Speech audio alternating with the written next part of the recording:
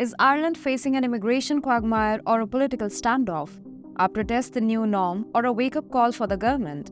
McGregor's remarks draw heat, free speech, or crossing a line? Dive into the chaos swirling around Ireland's immigration debates, where civil liberties clash and tensions soar.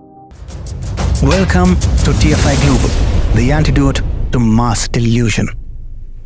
Recently, Ireland has become a focal point in discussions concerning immigration, civil liberties, and free speech due to a distressing incident where a man stabbed 5 individuals, including 3 children, outside a school. This individual, an immigrant who received a deportation order from the Irish government 23 years ago, sought an appeal to attain Irish citizenship. The aftermath saw upheaval in Dublin as riots broke out, resulting in the destruction of property and looting. Authorities attributed the violence to extreme right-wing groups opposing immigration, a common narrative in such situations. The primary suspect, originally from Algeria, has resided in Ireland for over 2 decades, having acquired Irish citizenship more than 10 years ago. Despite being in his late 40s, he had drawn attention from the Garda Irish police multiple times in the past year. While brought to court on charges related to prior incidents, he did not receive a conviction, and law enforcement is currently guarding him. Following the stabbing incident, widespread shock reverberated throughout Ireland as rioters unleashed violence, setting ablaze businesses, looting buildings, and even targeting law enforcement. The public's outrage was directed at the Irish government for its perceived leniency in immigration policies, transforming the country into what many perceive as a perilous living environment. The influx of immigrants has significantly impacted the state's demographics, with a population nearing 5.3 million. Notably, between April 2022 and 2023, around 2 lakh immigrants entered the Republic, marking the highest influx since 2007, when immigration peaked at 1,51,000, as reported by the Central Statistics Office. A substantial portion, 81,000 individuals, arrived from outside the EU, primarily refugees seeking asylum amid the conflict in Ukraine. This surge in immigration has brought to light Ireland's immigration challenges, as refugees arrived, straining state resources and unsettling local communities. 2 distinct forms of civic unrest emerged. Migrants found themselves housed in makeshift accommodations like cubicle dorms in office buildings or tents. Consequently, discontent has risen among young graduates and working millennials, prompting many to leave the country in pursuit of better prospects due to an exacerbated housing crisis driven by inflation. The housing crisis has worsened significantly owing to the rapid influx of immigrants, leading to an increase in homelessness despite the near full employment rate in Ireland reaching an unprecedented high. This has led to the anti-migrant sentiments to surge in Ireland, resulting in a significant rise in protest across the nation. Echoing the rallying cry of "Ireland is full," figures indicate a notable increase in these demonstrations, with 307 recorded in 2022 and 64 already observed in 2023.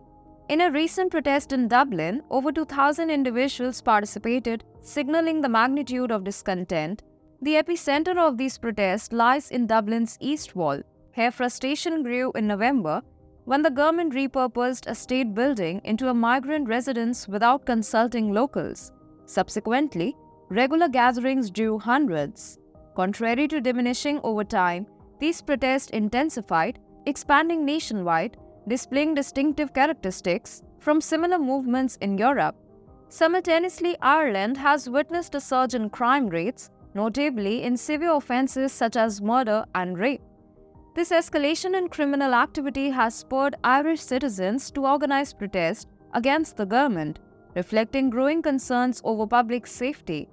The government's stance on the issue appears unwavering, seemingly dismissing the current situation as far-right propaganda, thereby disregarding its implications. In the aftermath of the violent protest, authorities have attributed the unrest to what they label as far-right ideology. Instances of violence included the setting ablaze of a police car and tram, along with assaults on officers. Local media reported instances of protesters chanting anti-immigrant slogans during the protest. Police Commissioner Drew Harris addressed the situation, characterizing the disorder as orchestrated by a complete lunatic, hooligan faction driven by far-right ideology, as reported by the Irish Independent. This portrayal of events underscores the attribution of the unrest to specific extremist elements subscribing to far-right ideologies. The police highlight the disruptive impact of far-right radicalization in the country.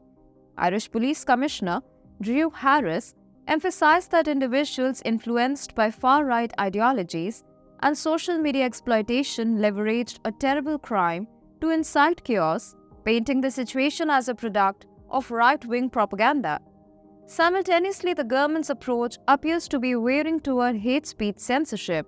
Notably, former UFC champion McGregor denounced the riots in Dublin but expressed discontent with the nation's leadership, essentially issuing a challenge for change. However, McGregor now faces scrutiny from Irish authorities for his remarks as the police investigate his social media post, citing potential hate speech propagation in the aftermath of the far-right riots. This response signifies a broader trend where the government is encroaching upon civil liberties, particularly in curbing free speech. This trend isn't unique to Ireland. Similar occurrences have been witnessed in various Western nations. Governments often resort to dismissing critical issues by labeling them as far-right propaganda, maintaining an untouchable stance that deflects urgent concerns demanding their attention. Such actions, purportedly aimed at preserving their image, result in the tightening of controls on free expression and dissent.